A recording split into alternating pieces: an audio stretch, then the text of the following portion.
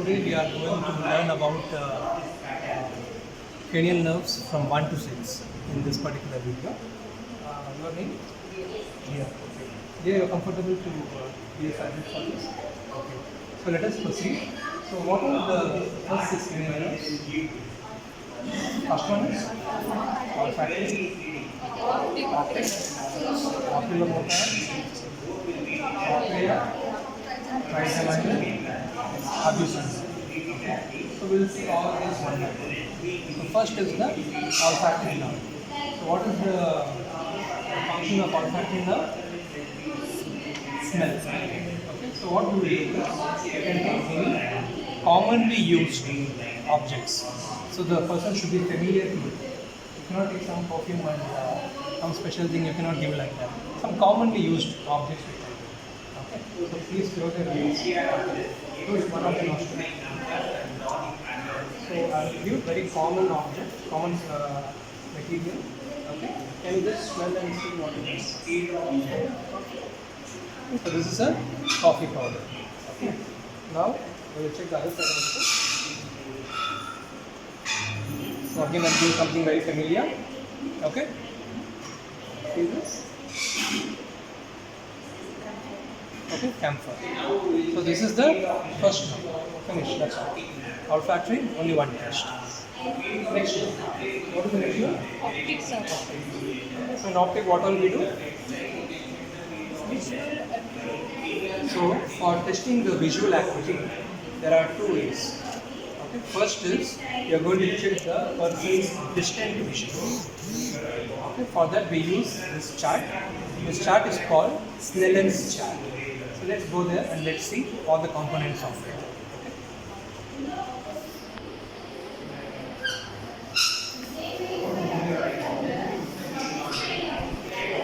So this is the Snellen's chart. Okay. Here you can appreciate all the alphabets. Each and every alphabet, below that you have a numbering given over there. Okay. A normal person should be able to read the last line from a distance of 6 meters. Okay, so once if he reads the last line from a distance of 6 meters, his vision is 6 by 6. So what is the 6 by 6? Numerator. Numerator is the distance between the chart and the subject. This is numerator. Next is denominator. What is denominator? Whatever the value the person is able to read, that is the value in denominator. If he is able to read only alphabet A, what is the reading then? 60. So the value will be 6 by 60. If he is able to read X and O, T, V, H, below that he is not able to read. What is the value now? 6 by 20. Okay. What is the meaning of these numbers? Is that a normal person should be able to read the first alphabet from a distance of 60 meters. But this person is reading from a distance of 6 meters. Okay, that is how they are designed. All these are designed in such a way that a normal person should be able to read 36 meters, 24 meters, 18 meters. From that distance also they should be able to read that particular line in a normal way. But this person is having some refractive error, so he is not able to do it. From 6 meters only so much only he can. Okay, this is one thing. Sometimes we may get patients where they may not be able to identify the alphabets, right? They may not know English. For that, other charts are available. Okay, we have numerals and Hindi letters are there. If they know Hindi, you also have what is called this. They have given the C chart. You get an E chart also is there. So in there, what will happen is we will ask the subject whether this is the opening is directed downwards, to the left side, to the right side, or to the top. But they can tell me where is the opening. So accordingly, we should take the opening. Okay, shall we do this now? We'll go back again to our subject. Okay.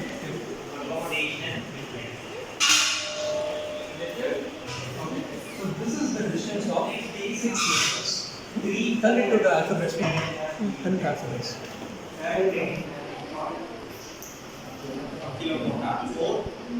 Yes. Okay. Now, so what subject will do? Close one eye. Close one eye. Read from the first line. So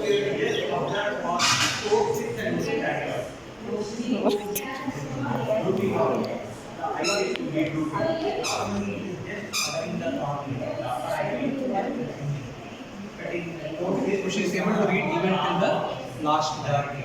So vision is 6 by 6. Okay. Now we check the opposite eye. Close the opposite eye. Can you read the last line? So there also vision is very clear. Okay. To just see the difference. Who's having myopia? Power of minus. How much power you are having? -7. Okay. Can you just come this side? You'll see the difference. Come.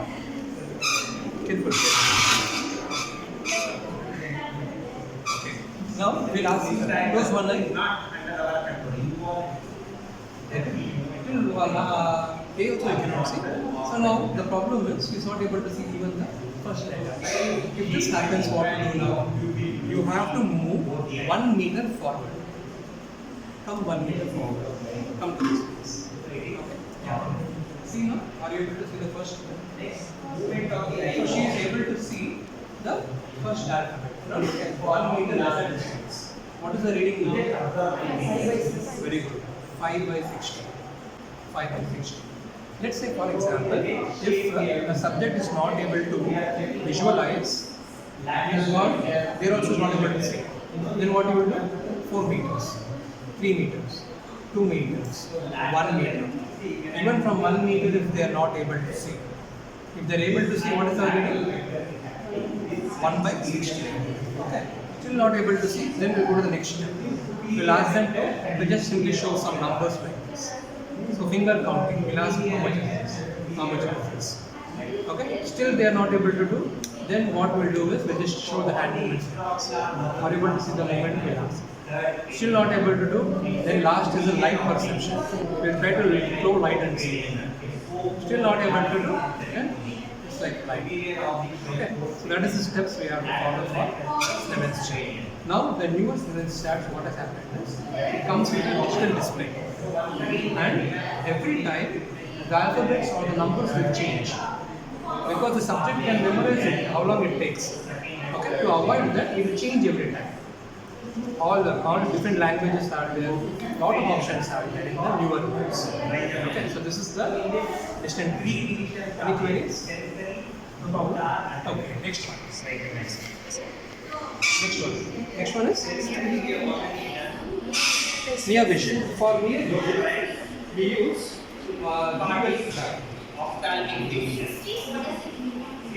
near vision. This chart is called the G. In this, what has happened is you are having again in different languages, all options are available.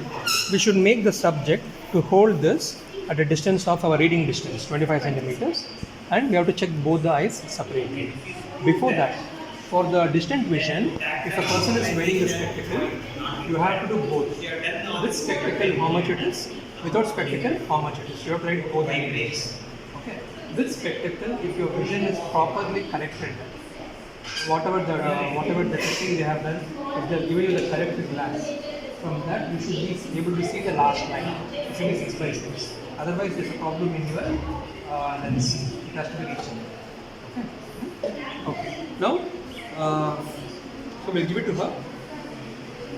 You can just hold it. Now, one eye close. So, start reading from here.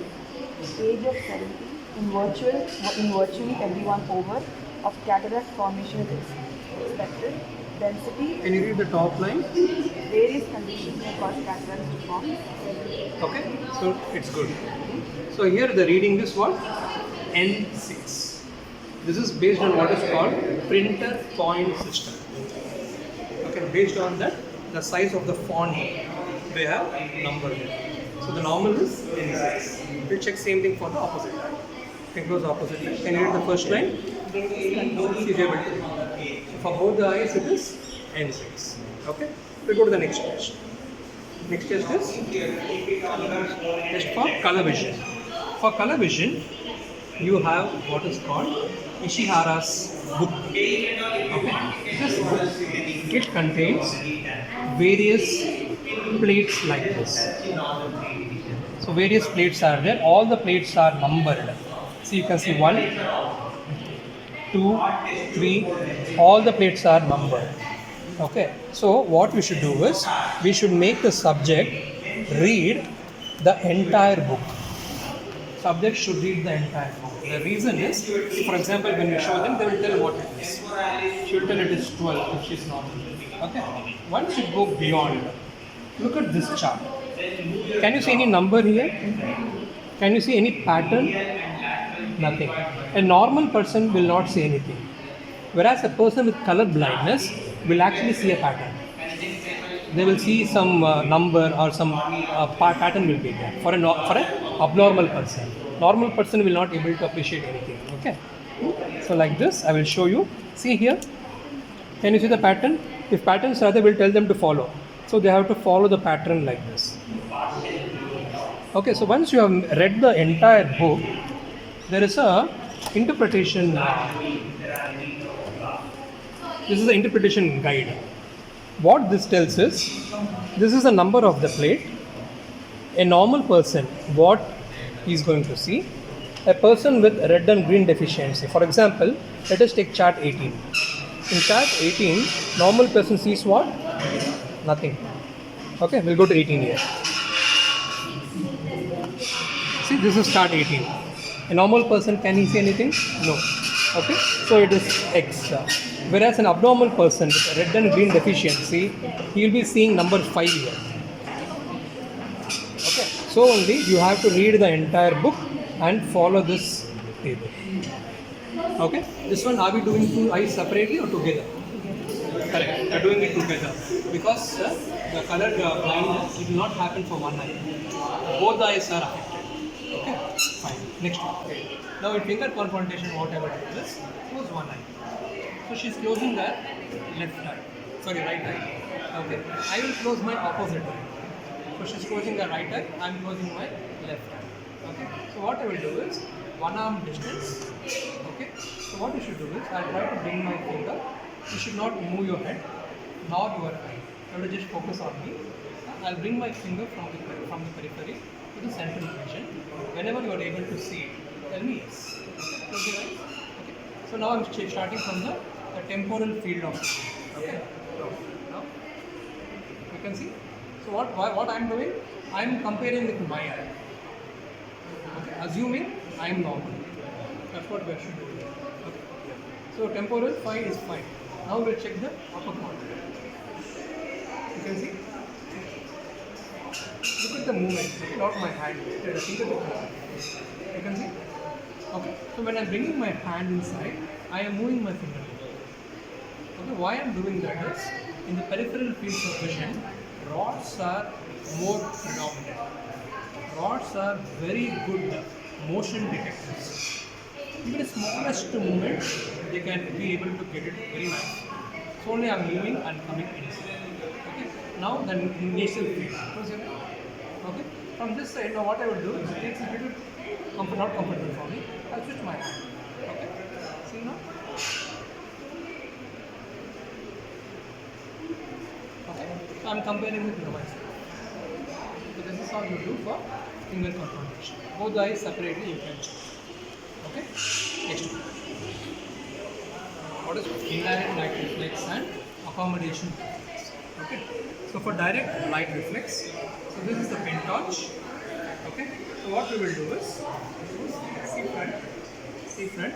I'm going to take it and I'm going to the side and front with up. What I will do is, see, I'll place it on the side. Okay. And slowly from the side, I will bring it onto the. Okay, that's what I'm doing. From the side, I'm focusing on our side. You're not doing it like this. From the side, you are taking it to the front this way. When you do that, what are you going to see? You are going to see constriction of the pupils. Pupillary constrictions you can observe. Same thing I will do on the opposite side. This is direct light reflex. Second one, indirect light reflex. Here what we will do is, okay, you just take your palm, your hand, and place it in between like this. Okay, and this part should sit on the nose, so that there should not be any gap. Okay, so that light will not pass from this side to that side when I am throwing. For indirect light reflex, what I am doing, I will take the light, I will throw the light on this side, but I will observe the changes on the opposite. Are you getting it? I am throwing the light on this side, but I am seeing opposite. Okay, ready?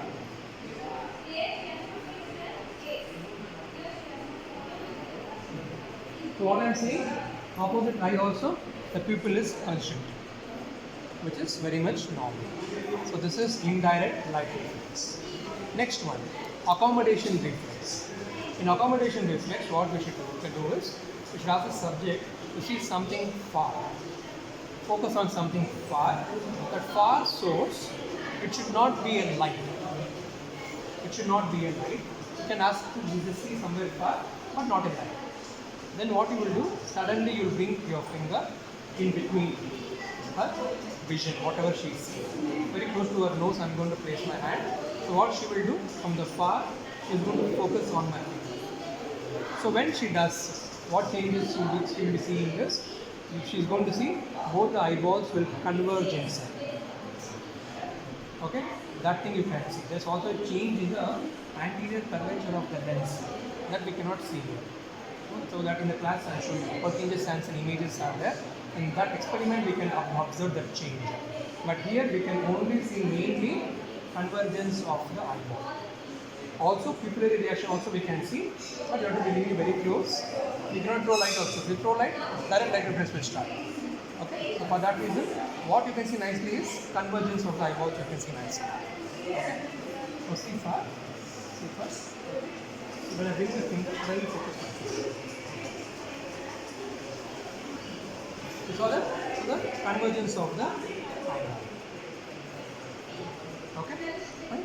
Okay. That is the accommodation reflex. Then the trochlea and the abducent nerves together. Okay, they are mainly for the movements of the eye.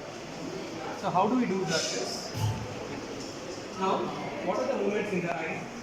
When the eye, okay, in this eye focuses this side. What is happening? This is, we are calling it as the abduction for this side. Okay, when I take this side will be adduction. Okay, elevation and depression. You also have internal rotation, external rotation. These are the main eye movements. Okay. So let us see. Now what are the muscles we are checking? We are checking the 4 muscles: superior rectus, inferior rectus, medial rectus, lateral rectus. 4 rectus, and oblique is superior oblique and inferior oblique. Okay. All these things can be done with just a single movement. I will show you what it is. Okay. So now what I will do? Okay. You have to focus my finger. Don't move your head. Now I will take my hand. I will move my hand to this side.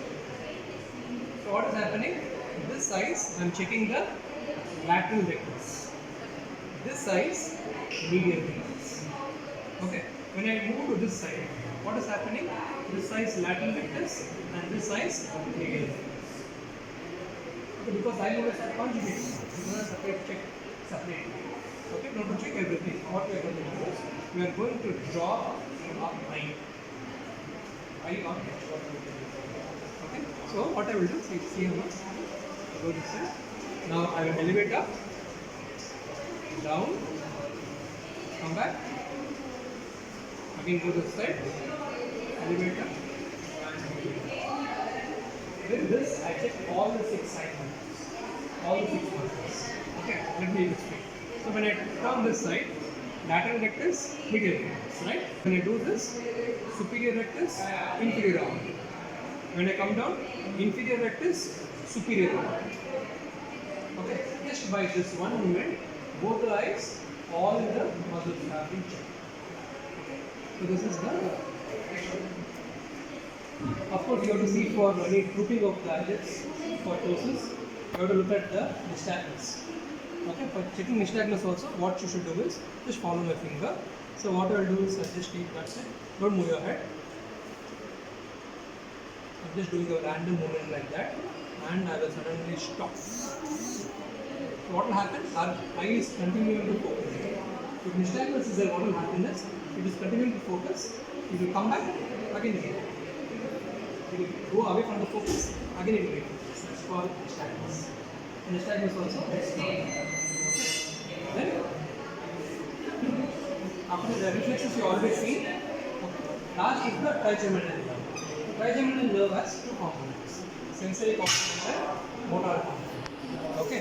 To check that sensory component, whatever you learned in sensory system, all those you can check. So trigeminal is having three divisions mainly: ophthalmic, maxillary, mandibular. Okay, everything above this from the eye, okay, the lateral canthus, everything above is going to be the ophthalmic division. Okay, from there to the lateral lip margin, all this area is going to be the maxillary division, and below that, this is going to be the mandibular division. Okay, for these divisions, you can check anything: fine touch, crude touch, pain, temperature, any of the sensory system what you have learned, you can do it here. Okay, so let's take fine touch. Same principles. Okay. So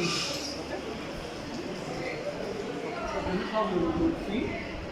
Okay. So when you feel really, yes, close your eyes.